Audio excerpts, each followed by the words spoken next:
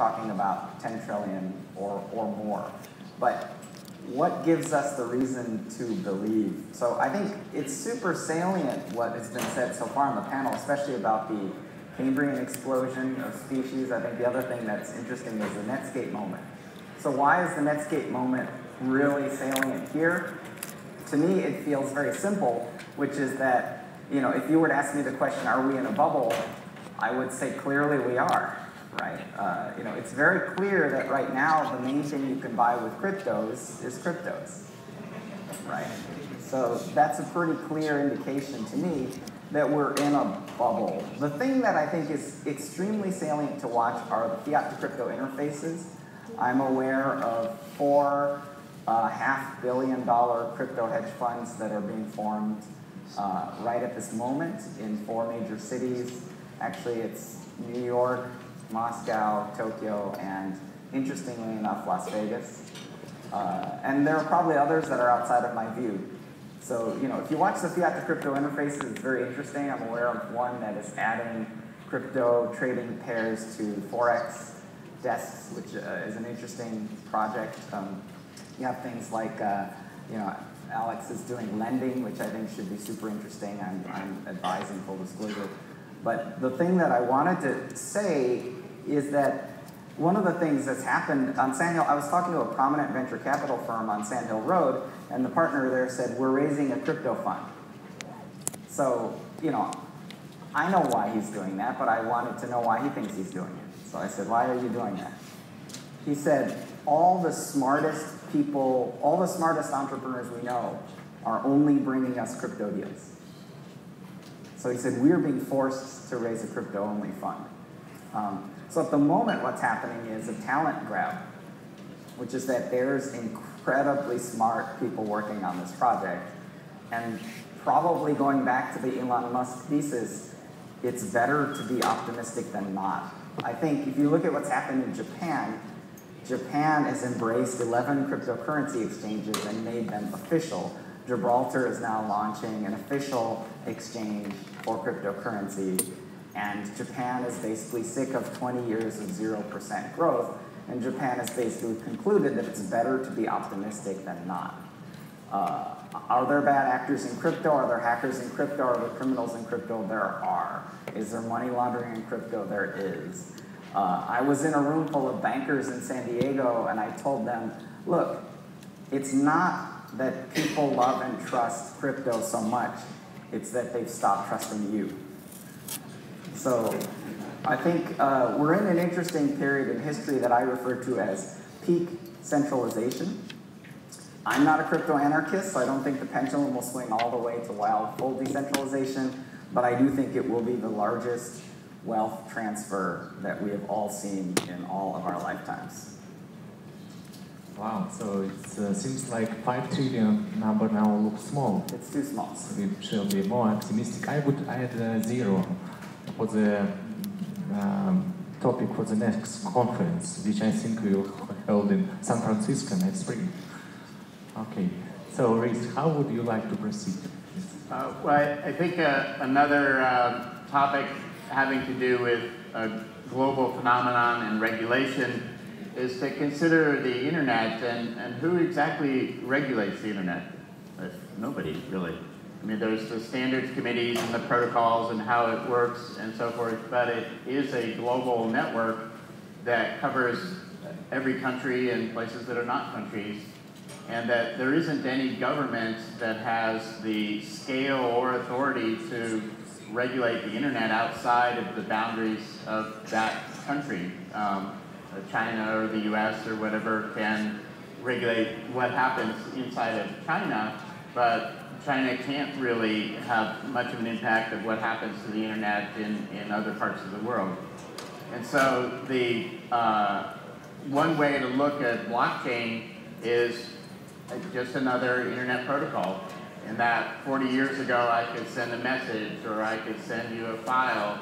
And the main difference with sending you a file versus a token is if I sent you a piece of music, you would have it and the piece that I had would continue to work. If I sent you money, the money that I had after I send it to you should stop working, otherwise it wouldn't be meaningful. And that's the main difference. It's just an internet protocol like many of those that have come before and built on those that have already come. And the security and reliability and distributed nature and the decentralized mechanisms are all characteristic of internet, and they're intrinsically global and not nationally based. And so in terms of the fears about a particular country regulating tokens or cryptocurrencies or things in general may be a little bit over fearful or something where it's likely that certain countries will prevent this or block this or resist this or make it more difficult. Just for example, in the US, the regulations about drones being autonomous things that regular consumers could use, the regulatory framework was that, well, you're not allowed to do that at first. And so the companies like Amazon, who were developing autonomous drone delivery systems, said, well, if we can't do it in the US, we'll just take our money and go to Canada and do it there. And so if a country cracks down in a regulatory way on any aspect of this, it's not going to stop it globally. It's not going to stop it in other countries. It's just going to shift the attention and the flow of capital to other places. And it may be their intention is to protect their citizenry, or they're worried about flight of capital, or they're worried about criminality. Well, criminality happens with cash. It happens on the internet. It's just part of society, and it's much more difficult to regulate that on a global scale than in a local area. So I think the topic of sort of the evolution of these kind of regulatory frameworks and in different countries and how blockchain and crypto things are regulated globally, maybe if each of the panel members probably have thoughts about that and comment. Yeah, so I've been talking to regulators around the world since 2014, and I would say, and on the topic of first Bitcoin and then cryptocurrency in general, and it's been a big education process. I think this took a lot of these regulators around the world by surprise, and it's taken a lot of us who've been in the sector for a while by surprise in terms of its growth and demand for this asset class. And we've seen a lot of regulatory movement in the last 6 months, and then that has coincided with the increase in price of Bitcoin and other cryptos that are now, I think the combined market cap is over 200 billion. That may be old news as of last night. It may have gone up some more. But I think like China cracking down and banning crypto exchanges is not a surprise at all. There was so much money that was kind of leaving China. A lot of countries or citizens in these countries have been using Bitcoin to circumvent the currency controls that are in place. So that a lot of what's happened on the regulatory front, I would say, is not a surprise, and I welcome it because it legitimizes the industry, and it also allows us to have conversations with the regulators. And I'm actually on a couple of cryptocurrency task forces to work with the SEC on what regulation should look like. And I think traditionally tech has not engaged, with policymakers, and that's been a big mistake. We're seeing that with, what's going on with Facebook right now. And this is really an opportunity for the industry to work with these regulators. It goes against the ethos of some of the anarchists, the folks that I met at the first Bitcoin conference I went to, but we're seeing a maturation of the industry. And so, what China did not shut down the Bitcoin market, right? And there was a slight dip, and it went back up. there's a resiliency that we're seeing that is not driven by any one jurisdiction, and we're seeing some bumps in the ICO market with the Swiss Foundation, with Tezos and the way they structured their ICO.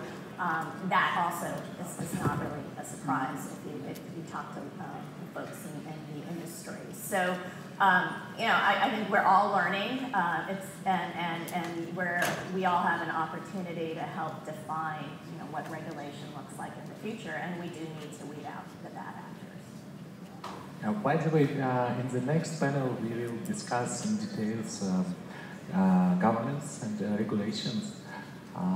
So it could be good to warm up with more insights into what could be disruptive user cases. Is it capital markets? Is it central banks? Is it sure. Samsung? Happy to dive into that. So let me tell you a little secret. We did not invent tokenization. Okay, a few examples. When you put money into PayPal, guess what you're getting from them since 2001? A token. When banks want to interact with each other through the IMF, guess what they use? A token called an SDR for the last 50 years. So if you go to the IMF website and you read what Marie Lagarde has to say, she's a huge supporter of everything we're doing because guess what? She believes that the IMF invented all of this. So the issue is really about control. The issue is not are tokens good or bad? Is the financial system going to blow up or not? All of the stuff that's happening here is good for some countries and for some companies, and it's bad for others. In my view, the dollar is the reserve currency of the world, and that's the majority of the power of the United States is derived through that mechanism. And what the blockchain as a whole is doing is completely disrupting who has control, who controls the money movement, how much is charged for it, how it is being regulated, who's a good actor, who's a bad actor, and so on. So the risk, and that's why you're seeing actors like Russia supporting the blockchain because they're basically looking at this and saying, hey, this is a way for us to shake up the United States even more, right, and so on. So I'm a U.S. citizen, I love this country, and I think the fact that the U.S. regulator have been very careful at regulating this is a huge step forward. You're seeing what's happening in China and other countries where I think they're taking a much more aggressive stance at they don't understand what it is, so the first thing they do is shut it down. Then when they understand what it is, they'll open it back up. That's my view. Create their own. Right, they'll create their own winners like they always do, but they're going to distill the rules that they want to have because they want to be the reserve currency of the world, right? I mean, China is if you listen to Mr. Xi's speech, that's what he's talking about, right? It's like the resurgence of China as a global dominant power. So going back to the killer apps, I believe that, again, the killer app is something that is only living on the distributed ledger. It cannot live anywhere else. If you look at any application and you rip out the blockchain, if you see that application still running, guess what? It's not a native blockchain application. So the reason we focused on consumer credit is because every person on the planet, if you look at, again, Celsius, every person on the planet needs access to the credit, and credit as a mechanism is a consensus distributed ledger application. Everybody needs to know who has what access, at what price, and are they behaving or not behaving, so they can continue providing access or credit to that person. So I think as we're going to go through the evolution of this industry, you're going to see again people that adopt and create new protocols that are basically utilizing the distributed ledger and the blockchain are going to thrive, and the ones that are just kind of jumping on this bandwagon because they're trying to raise money or they're trying to basically reinvent themselves are probably not going to survive. Alex, you mentioned that Russia is supporting blockchain a lot, but I think that regulation will be closer to Chinese scenario there, because blockchain makes entrepreneurs, put them out of central control, and Chinese political system doesn't like it. Russian political system, I think that it really doesn't like it. and it will control this. So I'm not sure that Russia will have a big advantage there.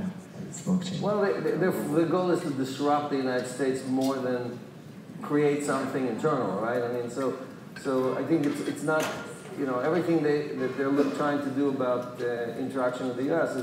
is interfere with the, just like, you know, we put sanctions on them. I'm Russian originally, so I grew up in communism, so I tried all the systems, believe me. You know, I grew up in Israel, so I did socialism. You know, let's stick with capitalism, you know, like that's...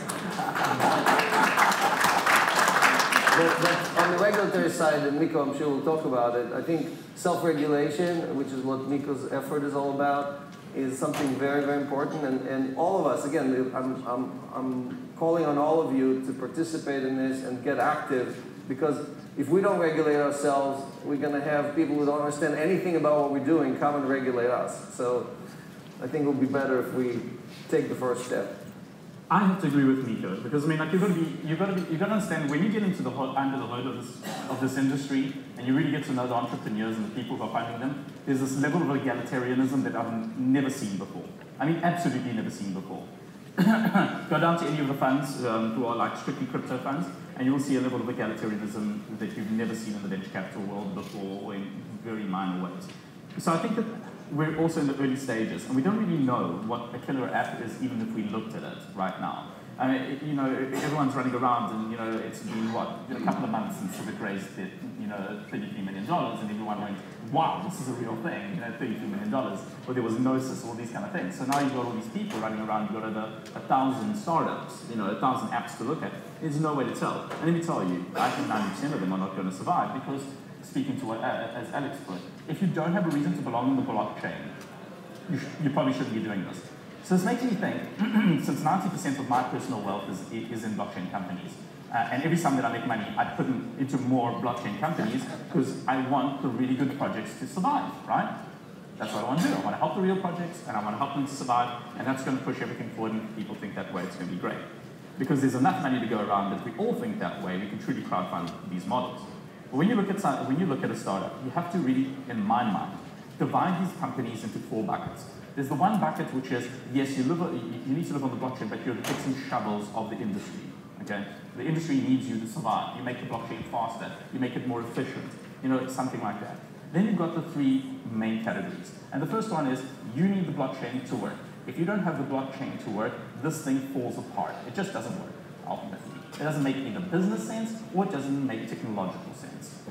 Then you've got section 2, which is bucket number 2. And bucket number 2 are the companies which either are coming into a space to revolutionize it, and fairly, they can say, we've got $7 million of EBITDA. Like one company that I know, which is great, but there's huge inefficiencies in this market. By moving onto the blockchain, we can really make it a ton better. And you know who's going to be the people who are the beneficiaries? The end user are going to be the beneficiaries, and the economy. Or it's going to be someone who's coming to disrupt that space fresh. And then you've got the other one, which unfortunately is probably about 90% of the capital that got thrown around initially, and people are going to unfortunately regret it and figure it out, which is the people who are just doing it to raise money. And there's the combination of the con artists and the people who are conning themselves, because they don't really know that they're doing it. So you have to also understand that people are, by nature, for the most part, really good. They are not looking to scam you or scam other people. They really think that what they're doing is relevant and cool. And this comes down to the concept of regulation. And regulation doesn't necessarily have to come from the government. The regulation comes from the industry, it comes from the supporters, the contributors, and it comes from the government. The government gives guidance to understand you should be doing this, you should not be doing this, and this is how to look at companies you will invest in, and this is how they should operate. The people who are the distributors of the capital and the supporters of them do something very similar, but they hold the purse strings and follow government guidance. And this starts to clean up an industry and make sure that there's no bad actors. But the cool thing about the blockchain community is a phenomenal amount of wealth that is still, by the way, yet to be tapped, because it hasn't been tapped because of custodian issues, so on and so forth, is the community itself. And the community speaks. And the community talk with one another, and it's very quickly, you start finding out what they love and what they don't love. And if you're a speaker, for example, there's some shady stuff that you've done from a values perspective, like I told you about value and values. It overrides the value segment. They don't want to invest. They don't want to participate. I don't care if I'm making a 30 times return.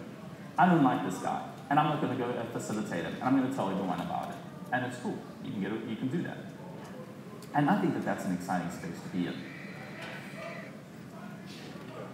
Yeah, so, I do want to respond about industry self-regulation, but I know that the next panel, and I also have a short discussion about my initiative, which is a self-regulatory disclosure protocol for blockchain and ICO. So I'll reserve that.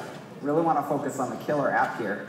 So to me, the thing that's really interesting about, so there are a couple of answers of we're not 100% sure at this point, and I think that's very fair. I think to kind of like add an amendment to, so Peter Thiel has this concept that the scarcity is the person who knows what he or she is doing. Actually, I think Peter Thiel said the man, but I think it's the person who knows, the person who knows what they're doing, right? And he said that people who don't know what they're doing diversify, right? So there's that.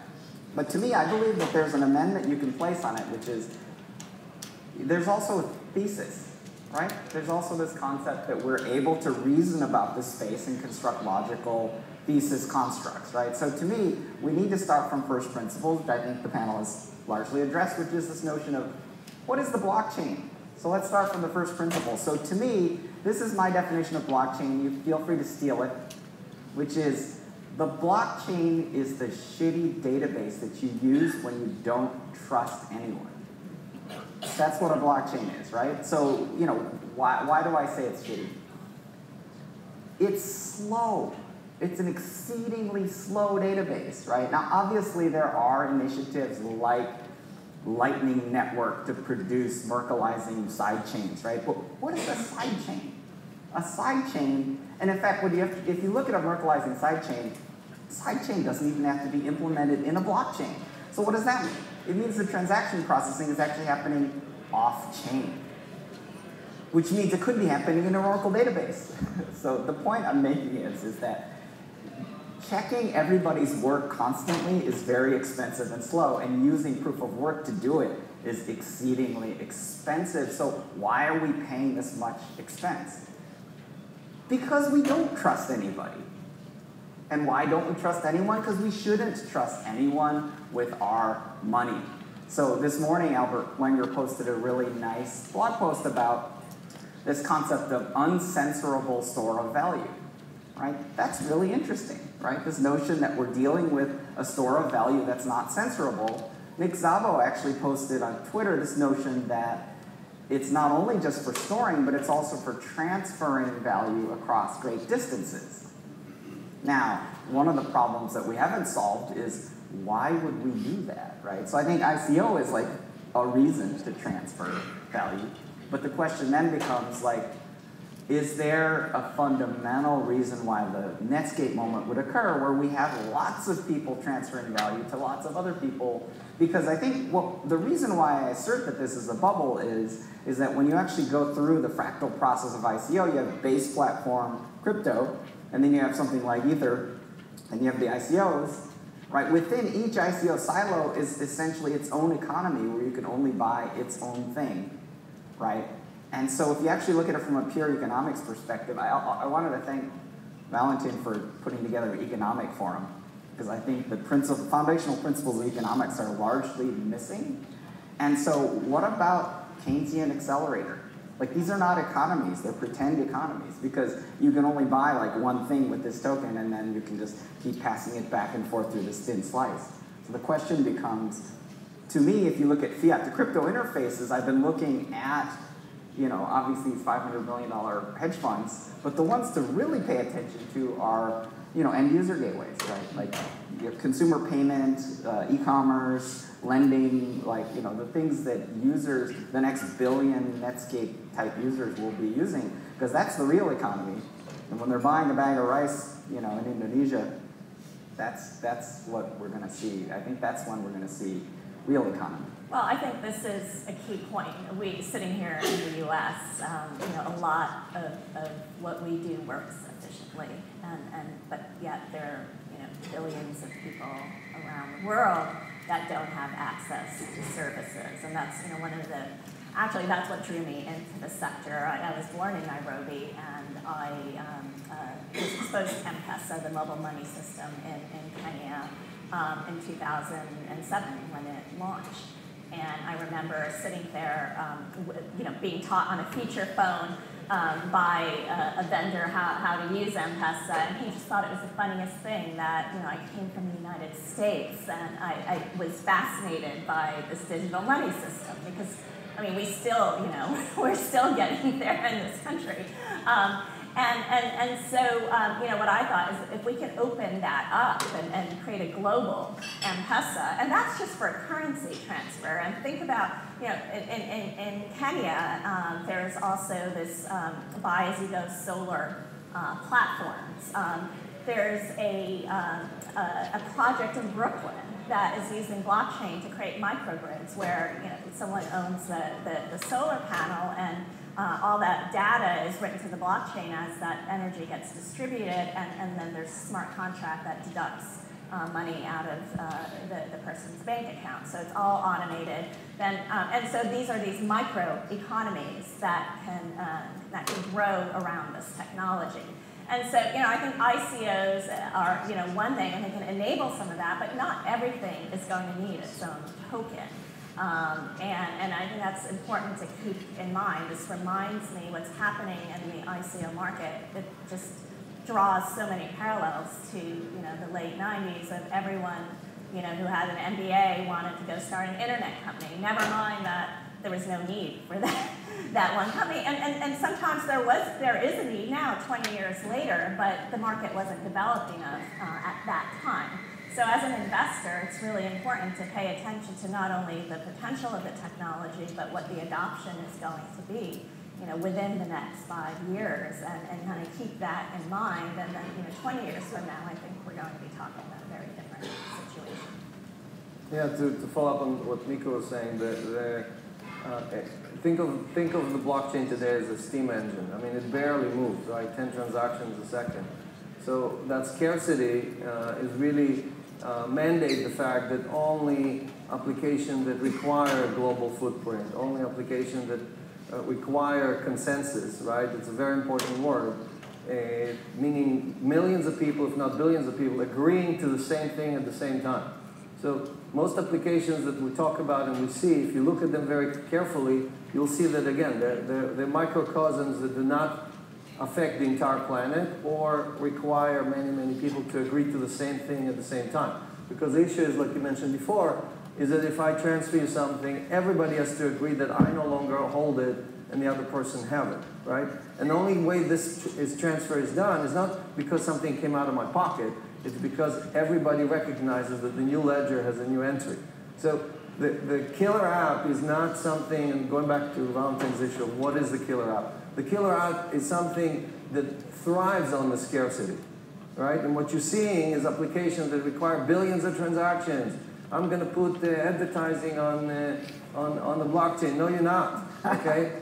Even if you use off-chain, you're not going to be able to do that, right? At 8 transactions per second. Obviously, we can't replace the credit card system. Visa does 500,000 transactions a second. So there's things that when, again, I'm a technologist, and remember, I'm the guy who poo-pooed blockchain for 3 years. So you can discount everything I'm saying, but all I'm saying is that the scarcity here is the main issue, right? And even if we had a 0 and we do 100 transactions a second, even if we do 1,000 transactions a second, we're not really solving that scarcity. So only application that must have that, like, for example, exchanging coins. I cannot send you a coin unless everybody agrees that where are all the coins located at any time. I would just say the caveat to that is that's right now, right? I think these computational challenges and economic models and incentive models are going to continue to develop. So let me tell you a quick story. When I came to AT&T in 1994, and I think Robert Levin here was with me back then, and I told them we're going to put a voice on the internet, and they're like, you mean those 300 baud modems that you're using to dial in? The internet can barely handle 10 phone calls. What are you talking about, right? So we lived through that, right? Now the voice is just an application on the internet. So I'm clearly aware of it, but M-Pesa is the definition of a centralized system. Safaricom, it runs, Safaricom, which is a company that operates in Kenya, the phone company, makes more money from that than from actually selling the phone. So they figured out that their business wasn't being a phone company, their business was moving money. So here, a lot of things are going to flip on their heads, and people are going to realize that as a toll collector, I'm out of business, but if I become a blockchain operator, I might have a future. Yeah, that is getting very insightful. In order to make the panel more decentralized, we should leave a few minutes for questions. Just maybe 2 questions. I see you reserved it first. Robert Levin of Emerging Star Capital. Robert Levin of Emerging Star Capital. I'm starting a crypto fund. So 2 quick questions. One for Alex. Okay, one for Alex. I have a database of 87 crypto funds with $2.5 billion in dry powder. There's another 100 I'm researching that are in formation. Isn't there overcapitalization short term until the supply for platform as a service, back-ended service, plus killer apps evolve so that there's sufficient capacity? Or do you think already there's sufficient capacity to meet this wall of money? Well, currently I think all that money the money is going to change the tokens, not necessarily the ICOs. I think a lot of this money that's trying to get into the industry, like if you look at GBTC trading at a premium or other things, all these things are indicators of how much money is trying to get into the industry, and most of that is going to be parked in the top, I would say, 3 or 4 tokens. Some of it is going to flow into ICOs. We're going to have probably some kind of a cleanup where, again, half of these companies are going to be out of business. And I'm being generous there. And the good guys, the people who actually have a great solution are going to thrive and they're going to do a second, a third, a fifth ICO, right? So an ICO is just a milestone. And just right now that the milestone is $50 million. Obviously, that's not going to continue, but I think there's definitely room to deploy all that capital. Thank you. One more question, and we will pass to another section. Okay. This is the last question for this panel.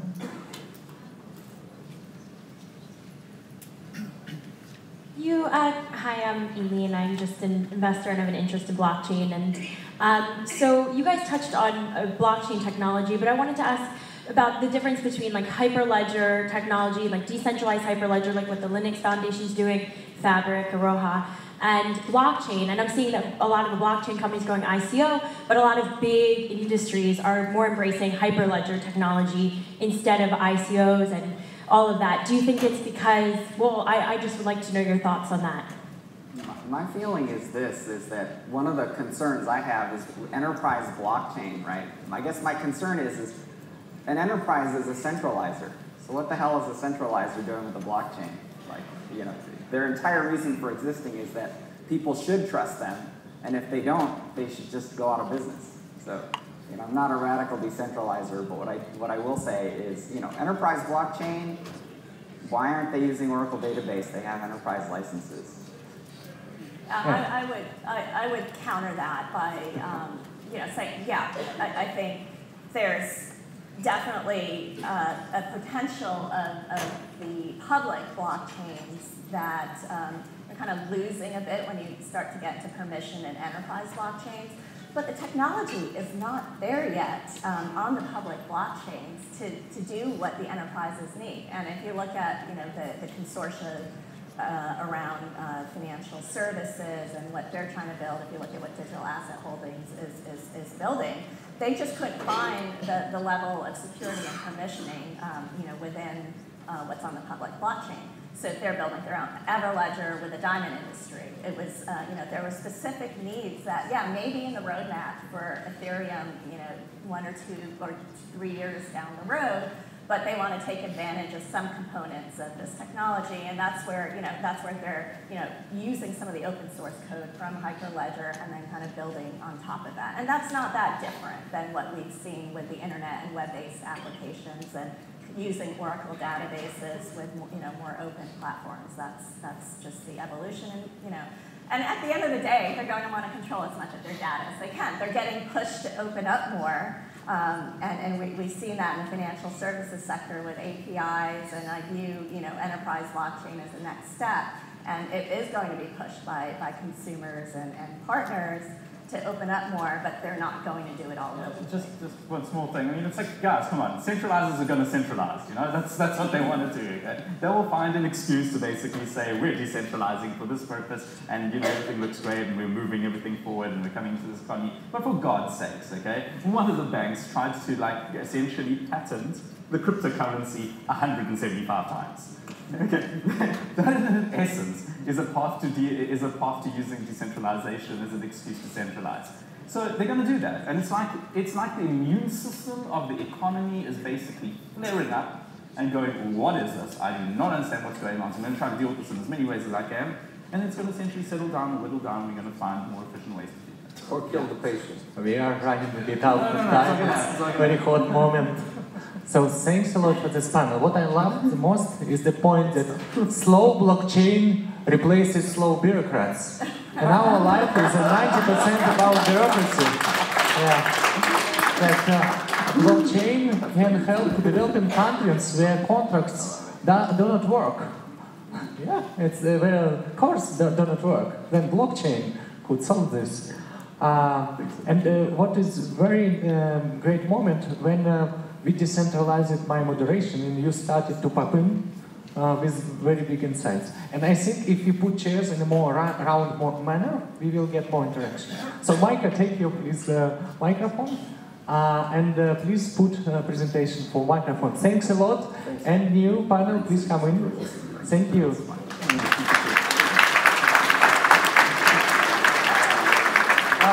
Let's make it, Alex, could you join us?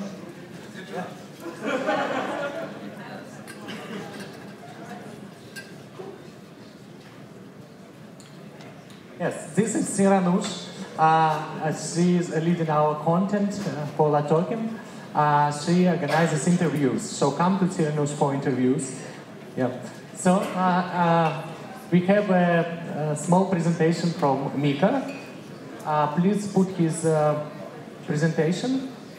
And I'm delighted to invite next panelists. It's Michael Golub, Christian Ferry, Christian Martin, Miko, Carol Van Cleef, Matthew Spoke, Bradley Rutley. Please take your seats.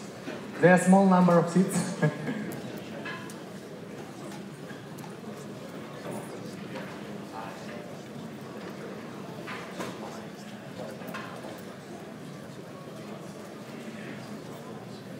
Okay, while we are filling the spaces, we can put video another time, if it's ready. Or we can start, because it's almost clicker. Yes, and please give a clicker, guys. I will check this.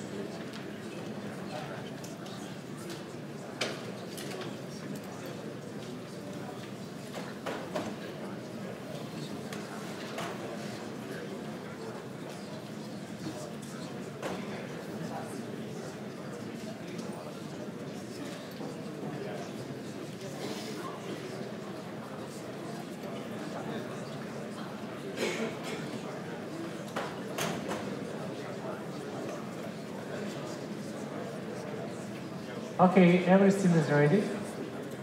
Almost. Speakers, please take your seats. Mika will make a very good introductory presentation, so you can kind of continue immediately after his speech. Please take your seats. You're looking for mics. Okay. Yes. You take.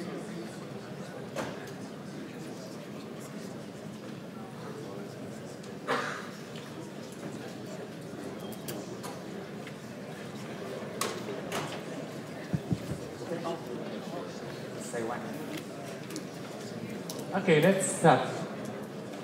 Okay, I'm going to give a few quick words on the state of the ICO market before we head into the governance panel.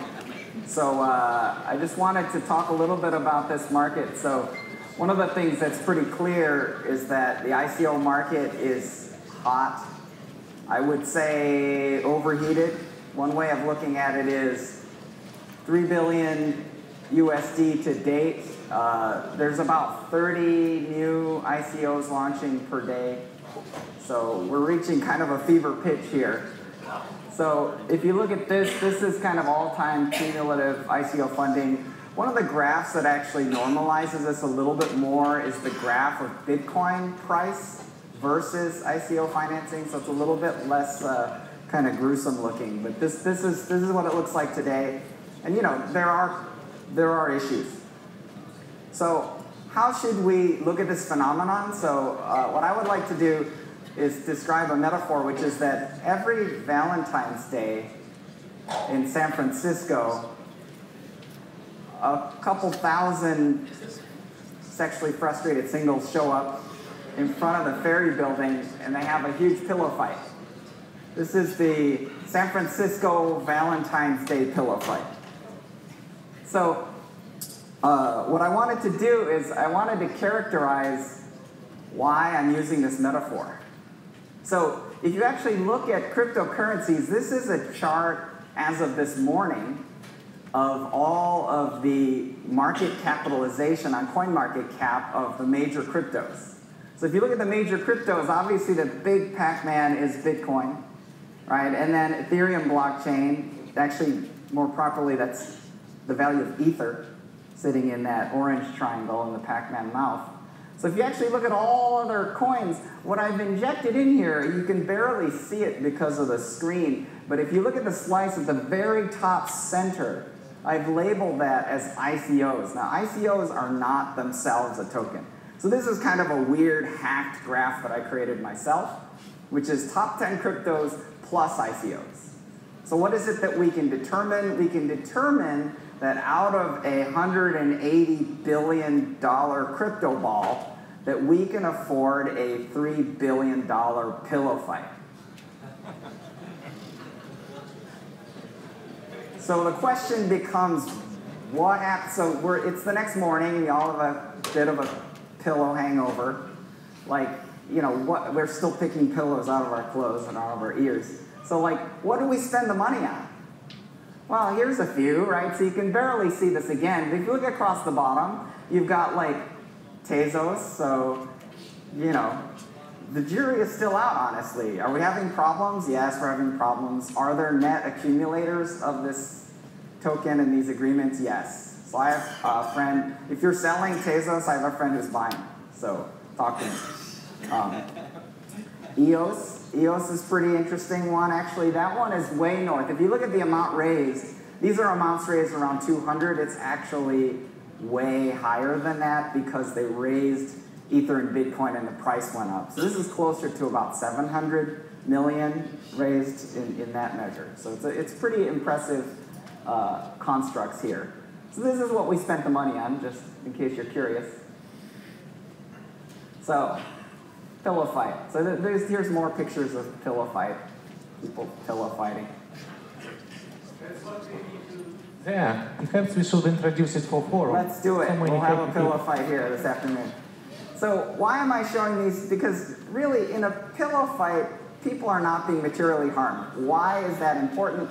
It's important because regulators care about that. If some grandma in like Omaha mortgages her house and puts her life savings on, you know, some shitcoin, like regulators, politicians will get involved, and then regulators will get involved, and then it's all over. Right? So this is why I think it's meaningful. So I'm working on an initiative called ICO Governance Foundation. I've got a couple of co-founders. Actually, Michael Golub is a co-founder. He's sitting right here. And you know, we're working together to develop industry self-regulation protocols. So the concept behind this is, you know, regulate the industry by itself. So the concept, so that, you know, read the white paper. It's icogovernance.org. And, you know, what is it? So specifically what it is it's pretty simple, which is IGF-1 is a protocol of disclosure for ICOs. And it's a very minimum viable protocol, which is essentially, it's like the equivalent of an S1 filing, only the OMB says that an S1 filing takes an average of 973 hours to file. We expect IGF-1 to take 1 hour to file, and will require $0 of legal support or consulting support. An entrepreneur should be able to file this in 1 hour. I'm working with Consensus EIR, Ryan Selkis, on creating a registry called Messari, and this will be the equivalent of an Edgar-style registry for this filing, and it's a voluntary self-registration. So, you know, I think support for this initiative for IGF-1 and for ICOgovernance.org, it's all up to us. We have to decide to do something like this or this. We added some new board members. Crystal from Sensei. And we also added, I mentioned Ryan Selkis, EIR at Consensus, formerly CoinDesk and Digital Currency Group. And he's working on this project called Messari, which is a registry. We're working with a number of organizations. I meet 2 or 3 new organizations per day. A lot of these organizations are interested in SRO, self-regulatory organization status. They're interested in national regulators. They're interested in lobbying. They're interested in lots and lots of regulatory topics. To me, my concept of the IGF protocol is simple, which is it's just a nonprofit that contains a protocol of disclosure. We're starting with 3 points of disclosure, which is very minimal. So it should be very, very easy for everybody to do. And it actually doesn't get up to the status of lobbying or national regulation or SRO. It's very, very minimum viable and simplistic. So that's the mindset. But there's a number of other organizations, Project Transparency, Token Awareness, BAFDI, which is a British organization. I just met a Canadian organization. I'm constantly meeting organizations that we're all coordinating with. Project Transparency is another organization that is all about post-ICO use of proceeds, token ethics. So, you know, if you want your name to be attached to this list, email me, miko@miko.com. I'll continue to aggregate lists of organizations that care about this topic. And with that, that's it for me. Thanks very much. Thanks a lot. Yeah. Now I see many wants pillow fight. So, okay, so we have such a big variety of questions regarding self-regulation, regulation, which regulatory problems blockchain solve and creates. I think the best way to dig into this is to make a kind of decentralized moderation of panel. So I would suggest Carol to lead this decentralized yes, panel, and Miko as well. So it's good to pop up when you feel that it's exactly the right point to dig in. So just do not do it in a row 1-1-1. Just pop up when you feel that it's good to add your value. Okay, Carol, take a lead. Well, I was going to. Yours. Okay. I was going to suggest we start that way and this way, because I'd love to hear everybody else's ideas, and then I can give a sense of where the U.S. government is at the moment. Yeah, and perhaps also introduce yourself for a small. Okay, let's start from you. Christian Ferry, I'm a member of. Is this microphone working well? Christian Ferry, I'm a member of the Blockchain Compliance Alliance. Yeah. Yep.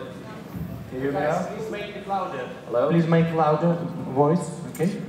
Blockchain Compliance Alliance is an organization of companies, government agencies, and individuals that strive to create an ICO standard.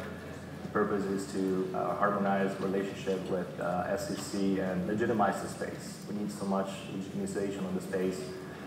Take it away from bad connotations of, Silk Road, drag, and all those kind of things. So yeah, that's the purpose of the organization.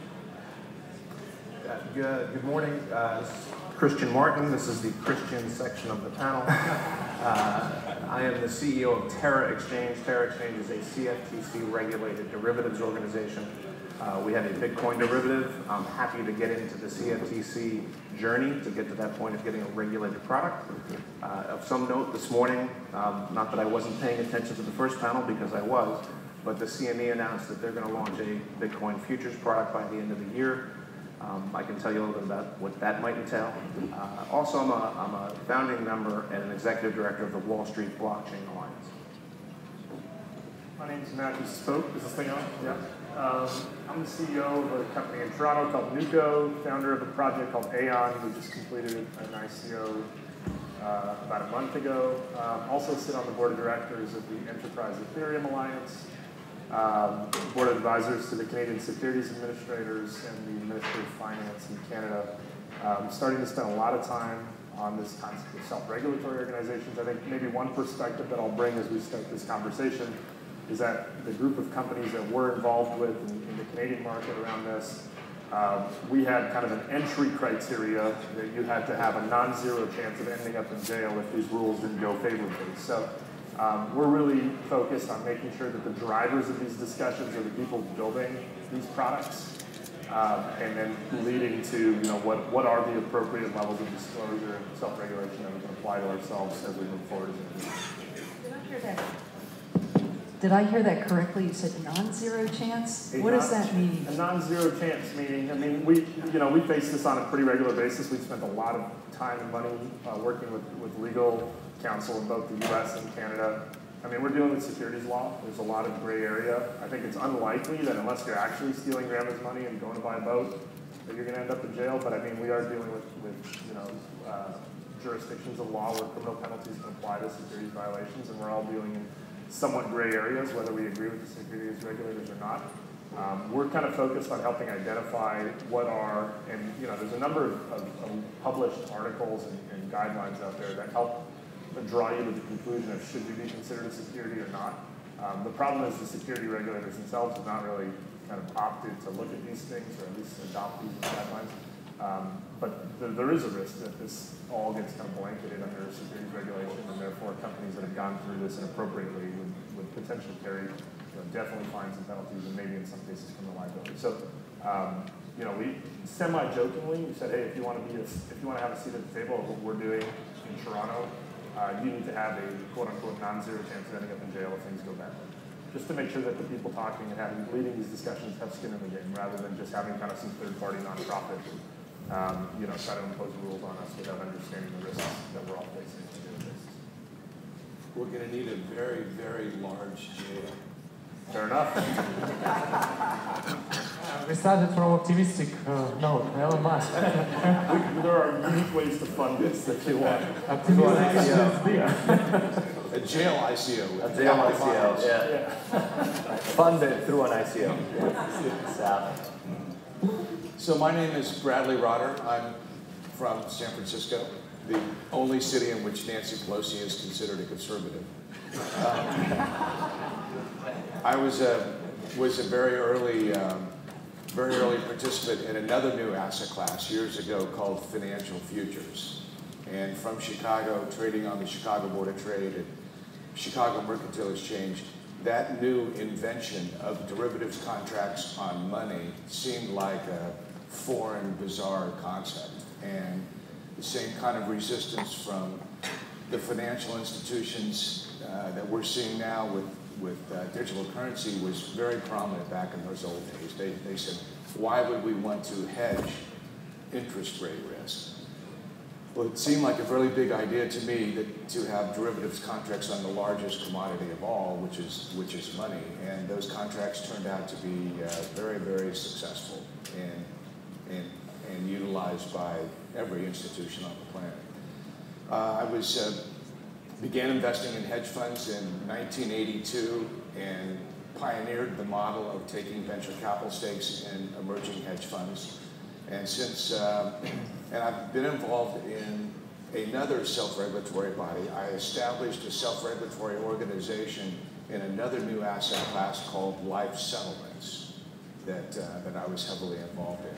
So the trials and tribulations of a new asset class that people are still trying to become familiar with was very interesting and important. Back in all of those industries, there are good guys and there are bad guys, and a self-regulatory body is a good way to keep an eye on the bad guys. I've been involved in cryptocurrencies for 5 years and invested in my first ICO in 2014. Again, my specialty is kind of new markets, so I've been very enthused about Bitcoin. I've been paying my son his allowance for years in Bitcoin. Son of a bitch is rich now.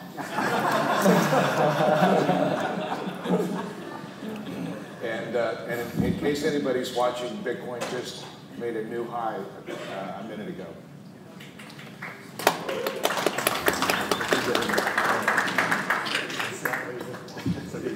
Yeah, so what? Good morning, my name is Michael Gold. I don't think it's on. Can you hear me? Hi, my name is Michael Golem. I'm partnered with Nico. My background, done 2 real IPOs. One in New York back in 2001, file S1. Then 2006 in London, $2.1 billion IPO as a CFO. I was the first employee at BitFury as a CFO and board member. Right now, working on my own project as well outside of our project, non-profit project with Nico. So also was the head of compliance with a company called Trimble Navigation, implemented Sarbanes-Oxley back in 2002. So I know a little bit about compliance, so we can talk about that too. And I'm Carol Paisley. I'm a partner in the law firm of Baker Hostetler. I've been in the world of digital currencies for more than 10 years now, which if you start doing the math, that predates Bitcoin. I've seen the regulatory landscape evolve over time, and contrary to a lot of people think, it didn't start with the FinCEN order in March of 2013. It really has its roots well before then. I'm involved in all aspects of the ecosphere, representing clients from exchanges, mining operations, all the way through to ICOs, so I get to see and touch a lot of the different aspects of the regulatory arena. So I guess, Yeah, it's kind of take your lead if you like. So we have major 2 questions. Which regulatory problems blockchain solves? For example, central banks can see banks' capital adequacy in real time, and they need less regulations, perhaps. And which regulatory problems it raises? So, and how big are these problems and opportunities? So, let's try it this way. So, who wants to start this? I think I can jump in.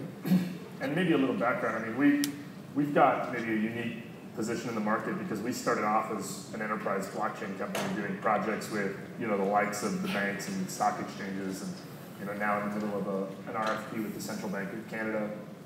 But we also did an ICO. We're also building a public communication protocol with the end goal and the end vision of saying, well, the enterprise market and the public crypto markets can't live in isolation from each other forever. And at some point, they're going to run into each other. And when they run into each other, we're going to need technology that allows them to kind of synchronize one to the other, private networks to public networks. So that's kind of a big part of our focus. But the irony that we face pretty regularly is, I sit on an advisory board to the Ontario Securities Commission, which is, our equivalent of the SEC. So on one side, they're looking at enforcement and regulations and guidelines for how does this fit into a regulated framework.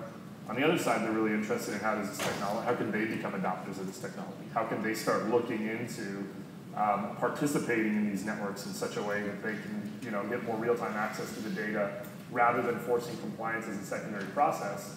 For background, I'm a CPA before I jumped into this industry about 5 years ago.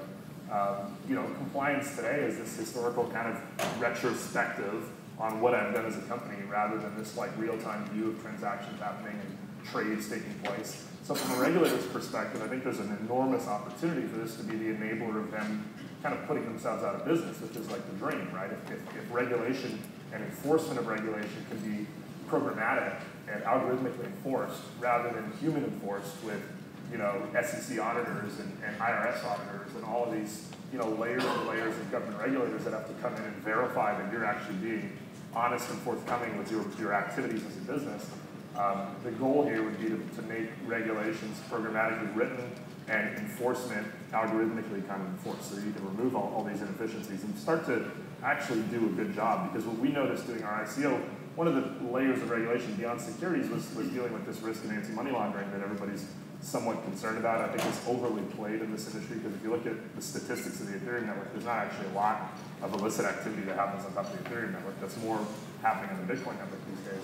But there are very efficient ways to be able to validate whether you're dealing with wallets that have, some sort of history of being known to be associated with illicit activity. So probably more efficient than a KYC process is a full analytics system that says, well, track the origin of all of these transactions, track the origin of all of these coins, track the history of all of these wallets. Again, in the software rather than with some human process. So I can ask people to give me their passports all day long. I'll miss out on some people getting through that maybe are financing terrorism or financing some sort of money laundering activity. But algorithmically, I might be able to get to a higher level of confidence. So I think there's an enormous opportunity for this to be seen as an enabling technology for regulators that are looking into these financial markets. And are the regulators actually looking at it with that perspective to put themselves out of business? That would be at first. I'd love to jump in here. Yeah. So there are actually. One of the things that I think is now a verified project is Crypto Ruble. And Crypto Ruble has a 13% tax structure essentially programmatically developed inside the blockchain. So, these are precedents that I think are going to be very impactful to the total value of the global ecosystem. And I think that is an extremely logical and sensible approach to do that. There are actually about 6 blockchain analysis firms, including Chainalysis, that do this kind of hardcore blockchain forensics. So I think we are moving in that kind of a direction where there could be a regulatory container within which certain currencies operate. Obviously, there's privacy coins that don't operate in any kind of a framework. Well, I mean, that's what led to the negative press that surrounded Silk Road and all of the negative connotations that happened to the Bitcoin community.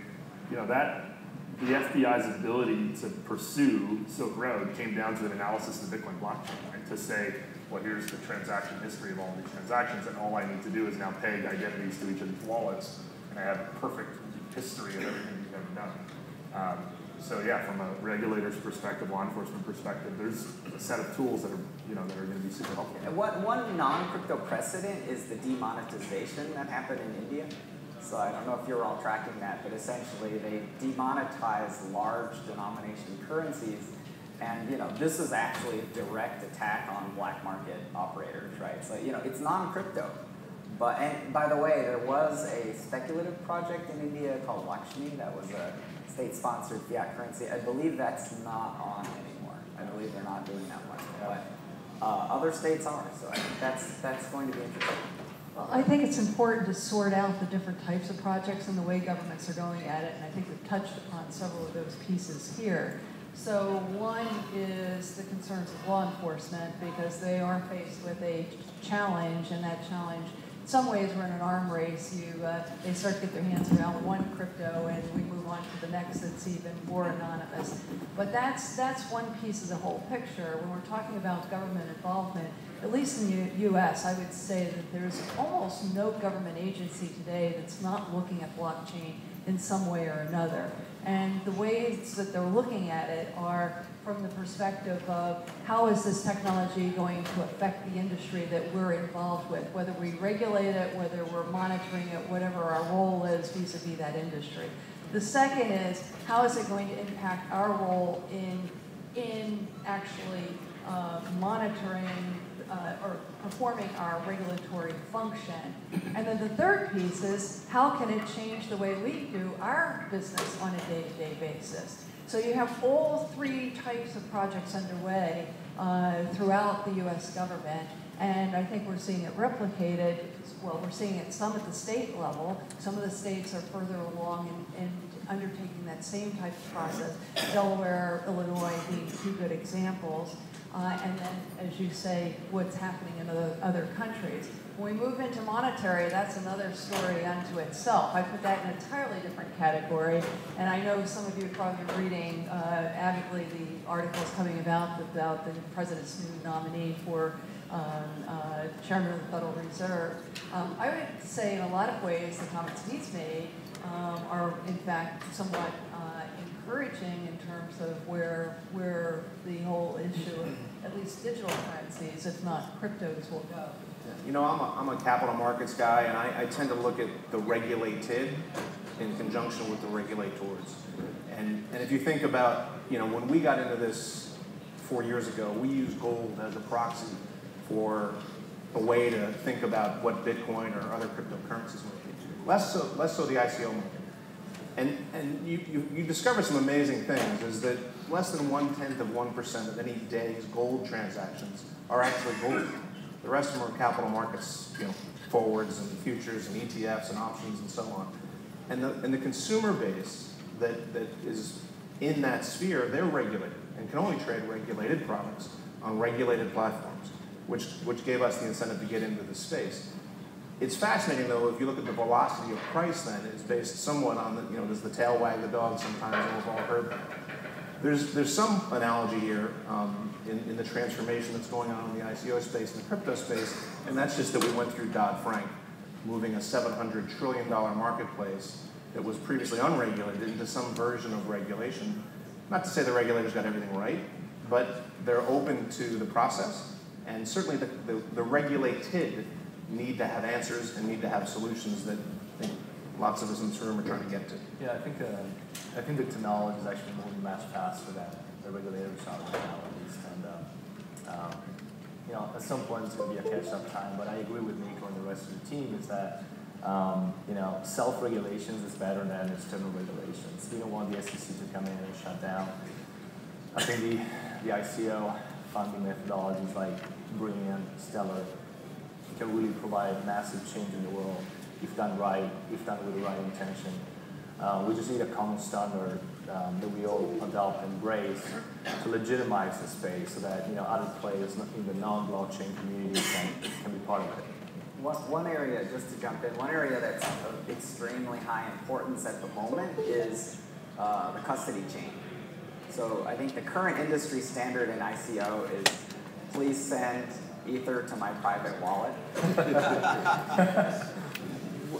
and just my reaction to that is like, how is that even a thing? Like that's the insanest thing I ever heard, right? And so the ability for institutional capital to move in at scale is gated by custody, and I think that's something that IGF wants to address in the context of disclosure. Now, obviously, like self-regulatory standard in terms of disclosure is non-judgmental. So if you want to disclose that it's all going to your private wallet, like that's up to you. But the fact that people are not disclosing this and they're just doing it on their own in darkness, that's crazy. And that's the industry standard at the moment. So I feel like that's a connection that I think is extremely vital for the industry. So custody is big. I think back on that. Oh, sorry. Nico, you mentioned in your presentation about the 1 hour filing requirement and no need for lawyers or auditors. What would be included in that filing that would only take an hour to put together? So the primary focus has to do with disclosure of use of proceeds, right? So what are the mechanisms that are in place that cause the flow of proceeds, as well as a declaration about the governance of how to amend that, as well as the custodial chain that's responsible for flowing those proceeds. So that's essentially it. That's essentially all you need to declare, which is who's getting paid by whom, why, when. Like that's basically all you need to say. And no provision for ongoing updates to it like we have? There has to be. There has to be. Again, Albert Wenger from Union Square contributed this concept of amendment, as well as the you have to declare the framework you'll use to govern amendment, right? Because amendment is essential for a lot of these ICOs are startups, so their plans change extremely radically. So the question becomes, who governs those changes, right? Because obviously if it's governed by a single individual, then the initial filing has zero value, because they'll just change it to, and by the way, it's all going into my private wallet for my vacation, right? So, so amendment is extremely important. But I think there's a lot of initiatives out there. Osaka Consensus one, the head of compliance, and as Nico has IGF, there's 10, 15, 20 initiatives. I think we have to come down to a standard that industry accepts. And we all on the same roof decide what's important, what's not, and everyone decides what it is. I think to me that's really important to kind of, be able to legitimize this. Yeah, but let's also market forces tend to solve a lot of these things also. I mean, you look at the ICO market today versus even 3 months ago, and the expectations and thresholds placed on projects has gone up dramatically. What you could have gotten away with at the beginning of this kind of ICO, acceleration over the last maybe 6 months, you wouldn't get away with it, right? Like now you've got projects imposing on themselves with or without SRO frameworks. I think it's good that we start creating that structure because now everybody's kind of making their best guess at what should I do. You've got projects like Aragon, which is an Ethereum-based project that publishes, it has like a web template essentially where you can go and see their wallet where all of the ether that was contributed to the Aragon project sits. Every time a transaction leaves that wallet, they essentially create a very, very granular public accounting ledger saying, hey, ether just left my wallet. That was me paying my PR fee. Ether just left my wallet. That was a new hire. I just bought a new computer. It's probably more granular than it needs to be, but they went all the way to the extreme and said, well, we're going to be 100% transparent. All of our funds stay in one wallet. Every time there's a movement of funds, I'm going to explain it to the public, and it's going to be 100% transparent. Well, the issue is really about quality of disclosure. The problem is that we're facing it when people actually disclose, who actually verifies the quality, right? When you actually, with public companies, normal public companies in New York Stock Exchange, we have auditors, we have lawyers verifying the quality of the product. With us, when we do decentralized or Edgar-style submissions, we'll have some other agencies will look at the quality of the product and verify the quality of the submissions. So this is some other dilemma that we have. Who's going to verify the quality? Because and if people do submit some kind of fraudulent information, what's going to happen to those people? They're going to go to jail? What's going to happen, right? Well, so just a quick respond, so to me, there's 2 layers of defense with an IGF filing. One is the custodial chain. The other one is actually legal liability, which is, Messari is actually moving the filings on chain, and that means that it's a truthful assertion. It's not that the future will actually be predicted by the filing. It's actually that it's confirmable that that's what the person said on that date, right? So that's a registered fact, is they said that, right?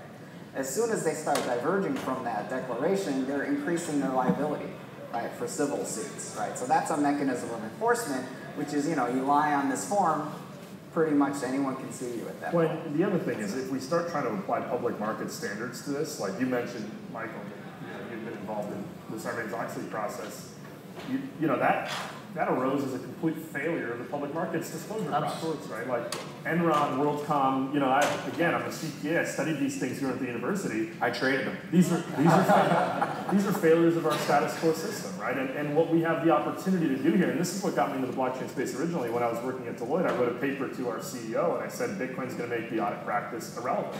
Because we will not need to pay somebody to validate that what we're doing is trustworthy and transparent and honest, because it will be inherently there for the public record at all times, and not on a sample basis the way auditors do today, where they're kind of zooming in on 5% of your transactions and saying, well, I'm going to extrapolate on that. We'll be able to validate this algorithmically across 100% of everything that a company does instantly. So I think, trying to apply these like old world standards to a new digital technology is just going to create unnecessary frictions that are going to make it an extremely heavy burden on companies to actually comply with these rules. If you start saying, hey, every startup needs to go through a Big Four audit process to meet some standard SRO, then we're kind of killing the industry before it gets started. I piggyback on Matt a little bit. Matt and Christian. Yeah, I mean, I think it's our subconscious that we always associate compliance with having like somebody to control us, right? A central point of authority, right? Blockchain is the first opportunity to kind of have the community to self-control itself, right? Like everyone within the space, they're reading the white paper, investing in it, deciding what matters but now, and if you should be compliant. So I think it's an amazing time where we can use the community for this purpose. It just, and I agree with everything. I just think it could be a trap though to say that we're cleaning up our own act from an infrastructure perspective. But the clients that can invest in these things, the real money, where you want the Fidelities and the asset managers to come pouring in, still can't touch it because they're bound by the Sarbanes-Oxley and the Dodd-Franks and state regulations or money transfer issues. So the standards, there's a disconnect between self-regulation and things that I think industry is trying to do rightly, and then the ring fence of the huge money that's waiting to come into the product. Also, another topic I think probably would be interesting to discuss: the vesting of the shares for founders and key employees of the company, because that will also tie interest of the investors with the companies. Well, that sort of raises the issue: is it a security or is it not a security that is being put out into the market? What is the difference between what we would traditionally consider a security? Does it necessarily have to be an equity or a debt security versus a network utility token?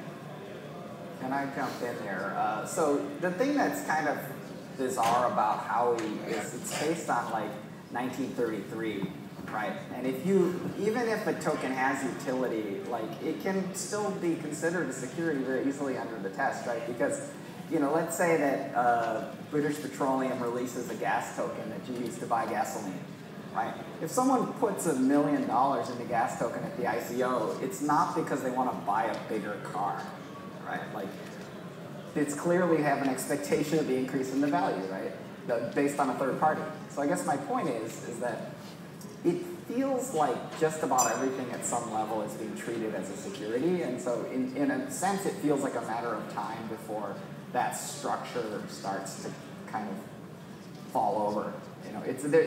The problem is that all of the enforcement actions of the SEC are built on this foundation that comes from 1933. So they're forced to, they have legacy code that they have to support. So it's complex. So how do you explain then the reaction in other countries? We've had a number of other countries who come in with essentially the same kind of position that the SEC has,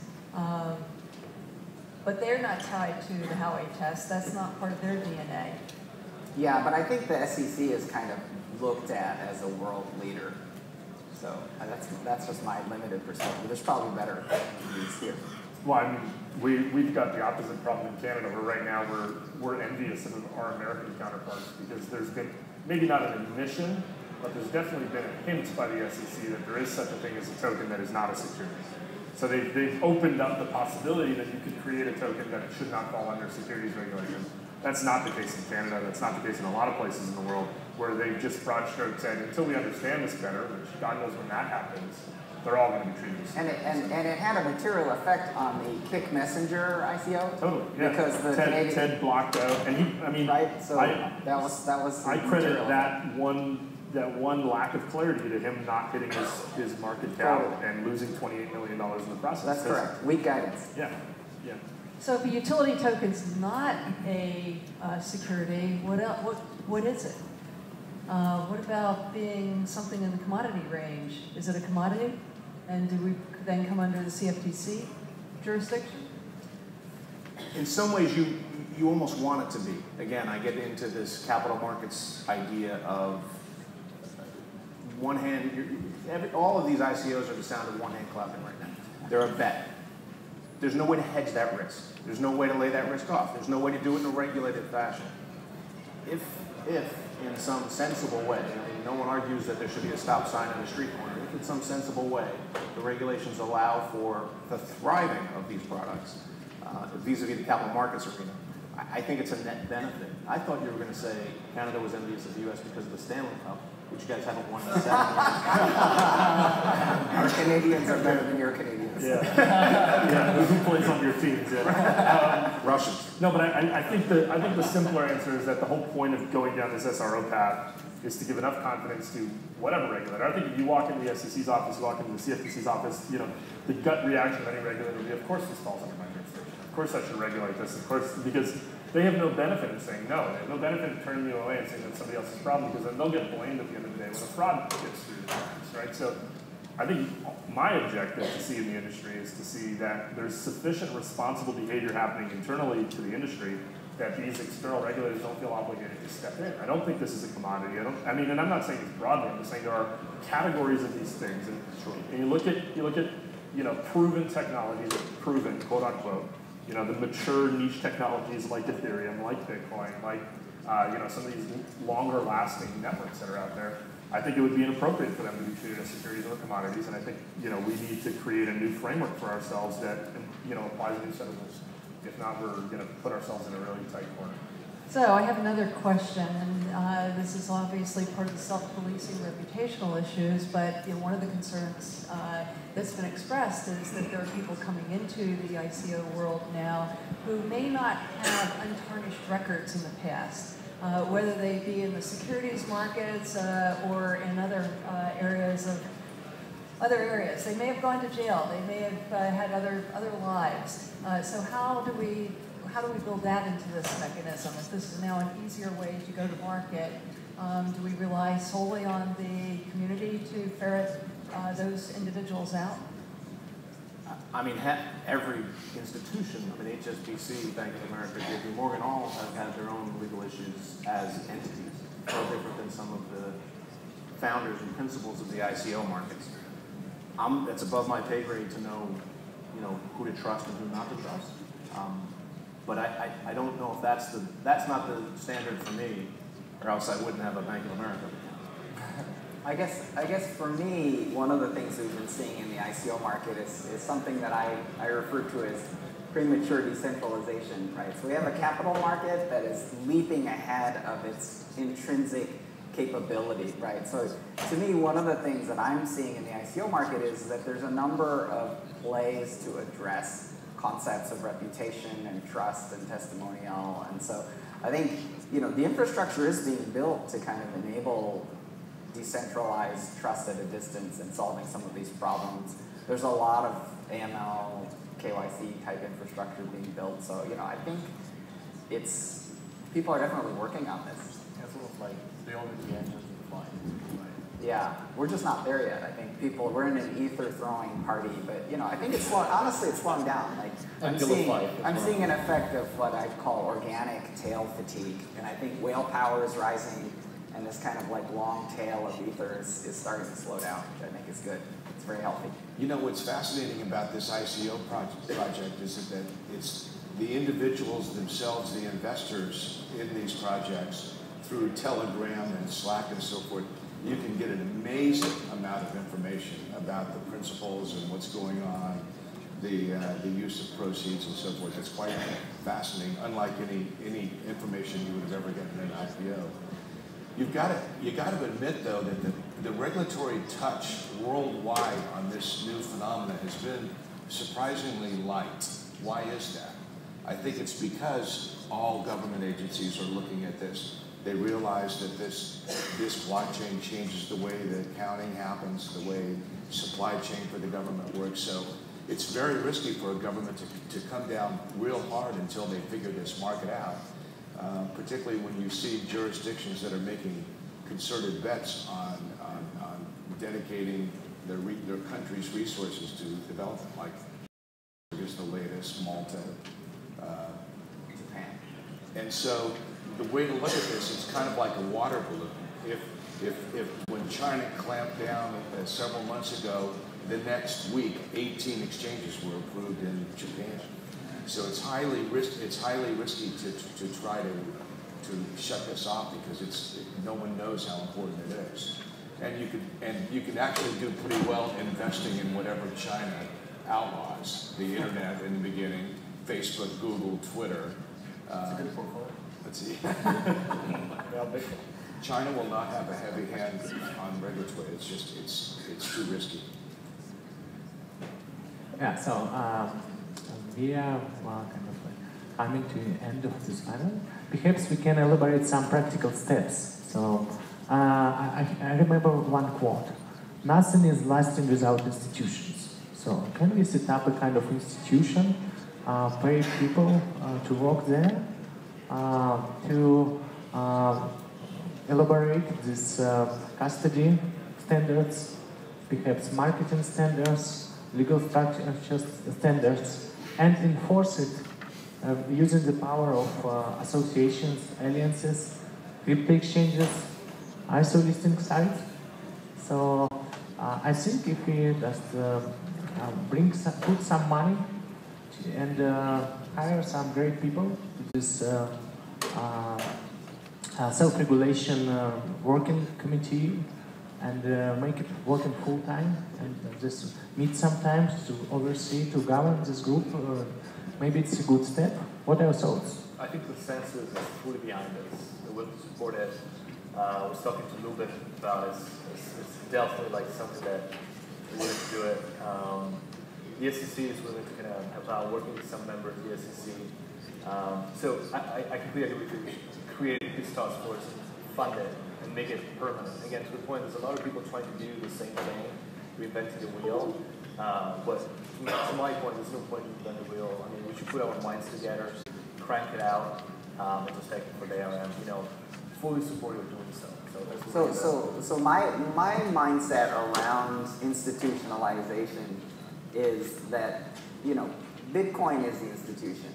So to me, if we can actually agree on a standard protocol, then decentralization will be an emergent property of decentralized intelligences, right? So I already know of a number of projects that would immediately benefit from a standardized disclosure protocol. So I think we can go really, really decentralized on this. We just need agreement, right? Yeah. Protocol is nothing without agreement, right? But the good news is a lot of this stuff is going on chain.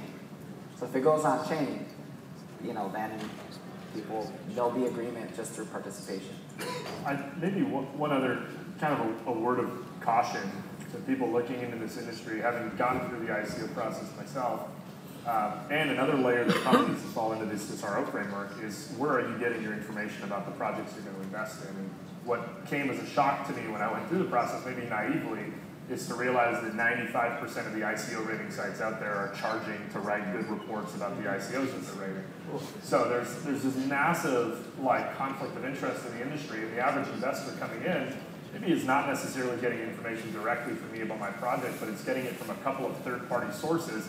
And every one of those sources is pretty much ethically compromised. And I don't want to use that, broadly across everyone. I mean, there's probably some good actors out there, but it is absolutely something to be aware of. You go read some, 4 out of 5 star rating, or here's a great analysis of this great ICO.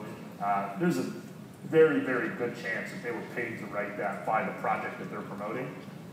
So just be aware. I mean, we have rules not in the real world, not the ICO markets, that would prevent that type of behavior. But this is the Wild West. So the sources of information that you're trusting, you should just be skeptical as kind of a default position. I mean, the community are the people the community itself is people that actually invest in the token, the ICO. The community are the people that can read the white paper. They're technically enough to understand. The community, in my mind, of the people that I'm dealing with, you should be the one that actually kind of vouch, this ICO, kind of review this ICO, right? I mean, I don't know you, but a lot of this white paper or technical, there's not a lot of people who read it. They just throw money and eat those parties and everything, right? So in my mind, it should be like some sort of consensus and buy-in from the community to say, yes, we're going to use this framework, and we are going to be part of it, and we're going to be rated this way. Centralizing everything under one umbrella, like an Equifax, for example, is the opposite of blockchain. In my mind, it really should be the one that reviews it, vouch it, invest it, support the project. From the U.S. perspective, there's definitely a history of favoring the development of SROs. I think we're in a race against time to get an appropriate set of standards up. For that, we also have to keep in mind that there are other forces at play, one of which is the plaintiff's bar. And we've already seen that enter the debate or the conversation with respect to TESOs. I think there are certainly members from the government who say that they believe that the plaintiff's bar will get there faster. What are they going to be operating under? They're going to be operating under existing laws, using existing legal principles. So that, again, is back to the race against time to put some principles out there that are appropriate for this new this new age that we're in. Well, that's one of the issues of coming up with standards in the first place, because this space is moving so quickly. Just look at the difference in the ICO market 3 months ago versus now, to your point. Go back 3 years ago with your first. Yeah. Well, it's week by week at this point, right? Like there was a great article about the Mercury protocol, which everybody thought was going to be a knockout success because Mark Cuban was backing it, had all the right ingredients. It's been like, and I don't think it's anything to do with the project. I think it's like a week by week change in the market. You know, people waiting to see what happens to the price of Bitcoin, what happens to the price of Ether, what happens to all these kind of things. And I would like to say that when I was just actually working through college, my first internship was with Paragraph International with Stepan Pachkov, and then later he started Evernote. He said, always align your interests with long-term investors. And that's the concept that I always had in mind. So I think if we keep this concept, align your interests with long-term investors, not short-term, but long-term. And we always do the same kind of concept as we build our companies and do that kind of stuff. When you do compliance and everything else, we're always going to win. And I think going back to Sarbanes-Oxley, the way SEC came so strong, PCAOB, because they didn't know how to control the companies. Many public companies had to go private because they could not afford to be public.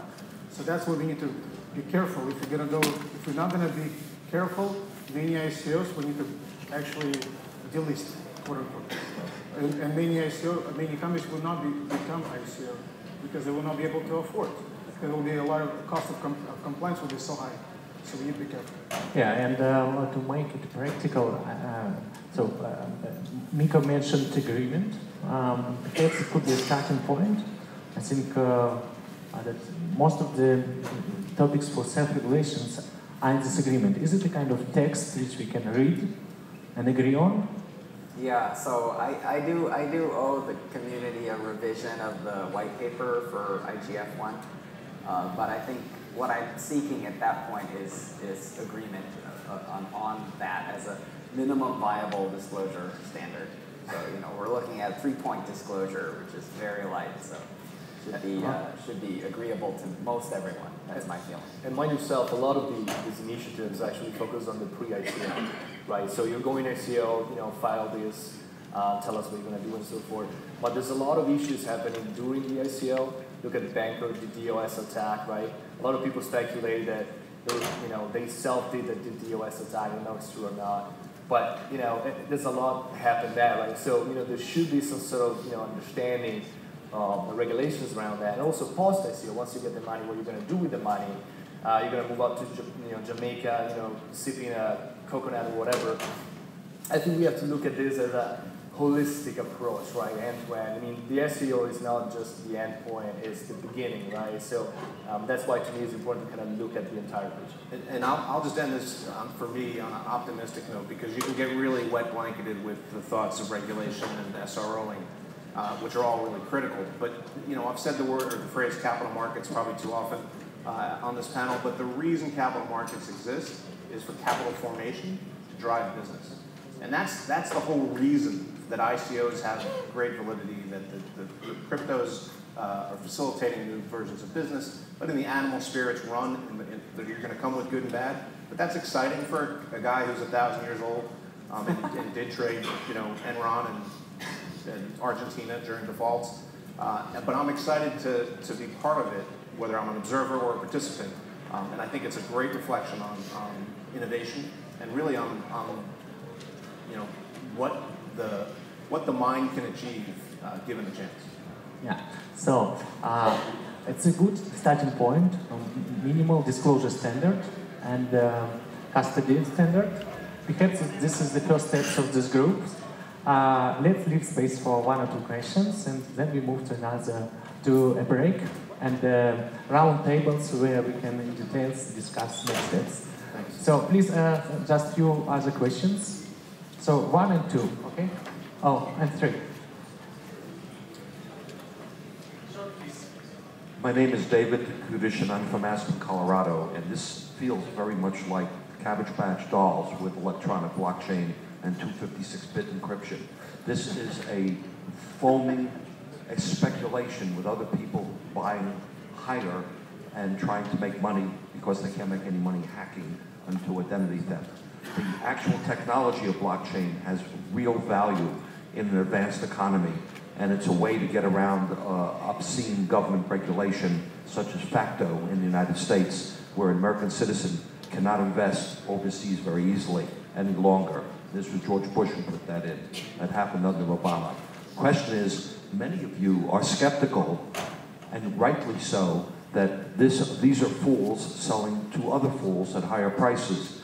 When the thing collapses, and it will collapse, there will be the basic skeleton structure that will probably end up in a new world that enables contracts to be standardized, the way the CBOE standardized under Malamud, with strike prices that are consistent and contract expiration dates that are consistent.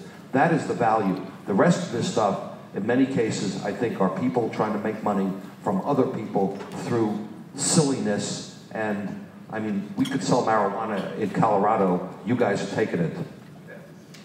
There is some similarities going on here between the ICO market and the internet bubble of 1999.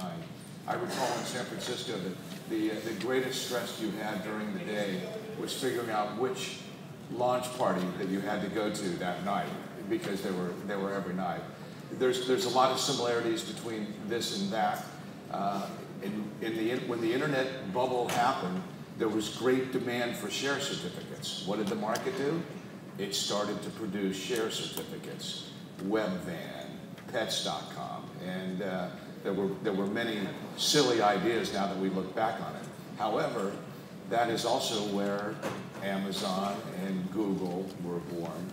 And so I think we're seeing something very similar. This is important. We all know it. It's a bit frothy right now and a little extreme.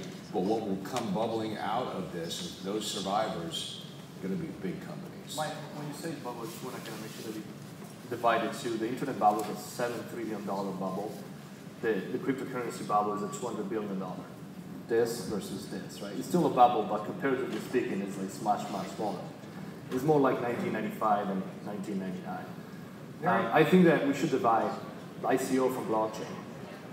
I think ICO is a funding mechanism, blockchain is a technology. And I agree with David, blockchain has really the potential to change the world. Let's not confuse the two.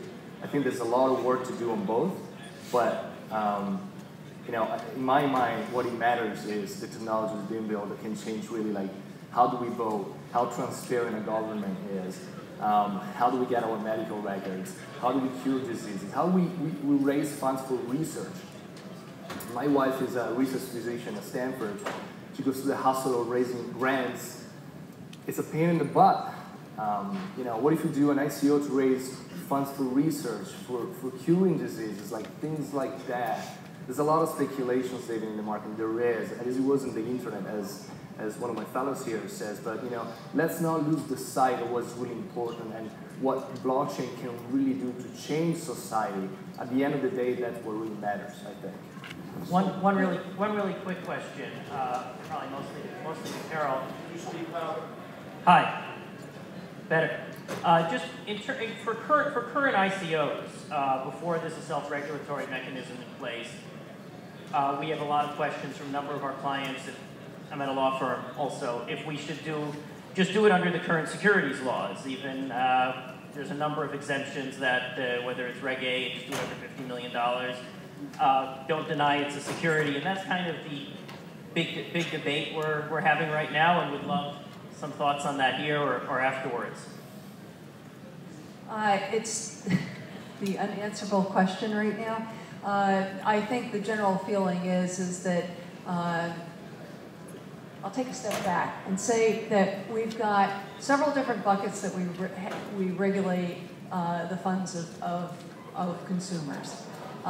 One is banks. You put your money into the bank, it's a deposit, it's regulated under a certain set of laws. If you buy securities, it's under the securities laws. If you're in the world of commodities, you've got the CFTC overlay. And if you're dealing with money transmission or insurance, you've got separate regulatory schemes. Bottom line is, if you don't fit into anything other than that security, if we have fit you into any bucket before you get to the securities. There's a history in the courts and with the SEC of finding any type of and I'm going to use this word scheme not negatively, but any type of scheme to be under the securities laws in order to afford protection to people who have put their money into it. And I think the reason we're taking a relatively conservative view, and I've been taking this view since 2014, if it sort of looks, smells, quacks, whatever, like a duck, it probably is. And with the ICOs, the best prophylactic step to take right now is go ahead and do it the way you want to, but if you're in the US, you're dealing in the US, is to pay attention to the securities laws, do the disclosures. That way, if some point in the future, and it may not be today, or it's certainly not going to be today, it may not be 6 months from today, it could be 2 years from today, somebody comes back, whether it's the SEC or it's a plaintiff's attorney, the disclosures have been made appropriately, and it's been handled in a way that you've got protected to say, hey, we did it within the context of the securities laws. Can I make, and not to disagree, because we got the same advice out of our legal counsel in the US, but just to be the contrarian, I think the challenge with that, like from an individual project's perspective, that seems like the most appropriate thing to do. You don't want to get thrown in jail, you don't want to be the first guy to walk in the door, gets shot. But on a macro level, I think the challenge with that approach is we're starting to set precedents that are contrary to the conclusions that we need in this industry. And where this has happened in Canada, where we've had a couple of projects go forward to the securities regulators, get kind of blessings by the securities regulators for completely inappropriate structures of what should apply to ICOs. And now whether or not these have gone through court, these are being used as, well, why can't you do it like those guys? Like they did all of these legitimate securities filings and all this. And I think if philosophically, depending on what you're building again, but we're building a very low level protocol that without the use of the token, the protocol cannot function, the developer cannot build, businesses cannot deploy. If we go down the path of securitizing what we're doing, we kill our opportunity to build what we're building. And I think there's a danger where if too many of us take the conservative approach and nobody wants to be the first one to walk in the door and get shot, the rules will never change. And the regulators will never realize that there might be a good argument for this to not fall under their umbrella. And I don't disagree with you by any means on that front. Again, going back to what kind of an ICO are you dealing with, there are at least 4 or 5 or 6 different categories of ICOs. One is the true network utility token, which is I think what the idea was intended for originally. As we move across the spectrum, you also have currencies. You've got true currencies out there, and they shouldn't be brought under the securities laws. There are a class of ICOs that are just for purpose of raising equity, and that's the real push. And then you've got a category that's Ponzi schemes and illegal activity. And then there probably is another 1 or 2. But the problem is we've been in such a rush to get to market that some of the steps that would be necessary to bring some clarity, like writing some SEC no-action letters, those have to be filed before you go to market, before the first pre-sale opportunity. And in this market, we've been going so quickly, nobody wants to take the time to do that. When I actually think about what you say, I think engage, if you don't know, engage with the SEC. I'm going to have a presentation this tomorrow. There's email addresses that I can share, people that you can talk to. There's forms, no action form. There's an advisement form or advisory form where you can request advisory from the SEC around what you're doing. Engage with the SEC. Don't try to kind of escape it, hide it. If you're a U.S. resident or citizen and you're creating your company in Singapore, why, right? It's just a common sense, right? I think we're all trying to be compliant. We're talking about SEC, but there's IRS and so forth.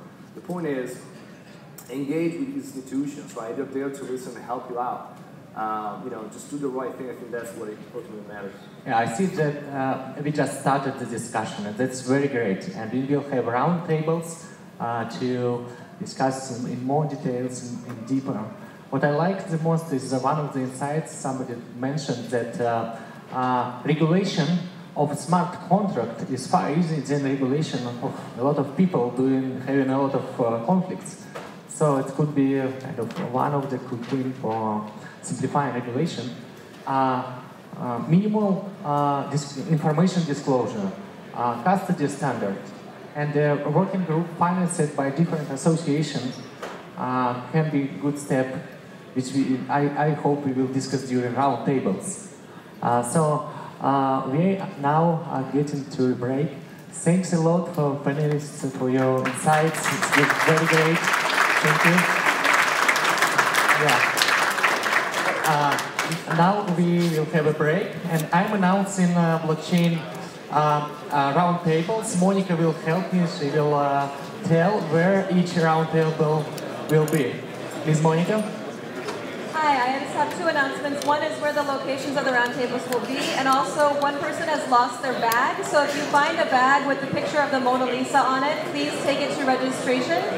Also, for the roundtable number 1, blockchain project successes, cases, and failures is going to be in the Madison room. Roundtable number 2, blockchain self-regulation, rules, and governance will be here in the ballroom in the front, right up here on the stage. The roundtable number 3, how to onboard anchor investors and advisors, will be in the Central Park room. The roundtable number 4, PR and marketing for blockchain startups, will be here in the ballroom in the back of the room. And roundtable number 5 will be in the Riverside room for blockchain use cases brainstorm. Thank you so much. Oh, also please take your bags with you from this room. Don't leave them in here. We're going to be moving the people around so much. Thank you.